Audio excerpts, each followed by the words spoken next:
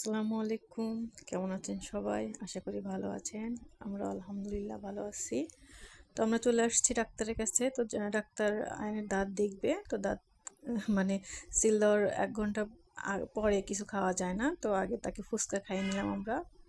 তো এখন ওই যে ডাক্তার দেখতেছে। আগে একবার এখান থেকে আমরা সিল দিয়ে নিয়ে গেছিলাম দাঁতে। ছোট বাচ্চা তো বুঝেনি, তো দাঁত ব্রাশ করতে চায় না, ঠিকঠাক মতো দুষ্টামি করে। তো ওই সিলটা উঠে গেছে।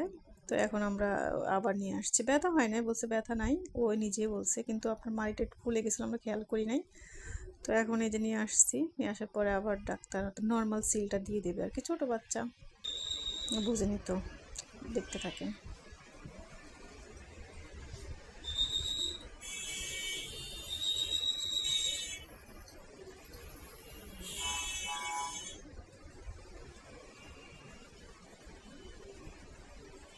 মাশাল্লাহ, আলহামদুলিল্লাহ, আমার ছেলের মাশাল্লাহ অনেক সাহস। ডাক্তার বলতেছিল কম ব্যথায় কখনো কান্না করে না। সবাই আমার ছেলের জন্য দোয়া করবেন, আমাদের জন্য দোয়া করবেন, চ্যানেলের পাশে থাকবেন, আমার চ্যানেলকে সাবস্ক্রাইব করে দিবেন, লাইক কমেন্ট শেয়ার করবেন, আমাদের পাশে থাকেন, ভালো লাগবে। আজকে এ পর্যন্তই। আল্লাহ হাফেজ।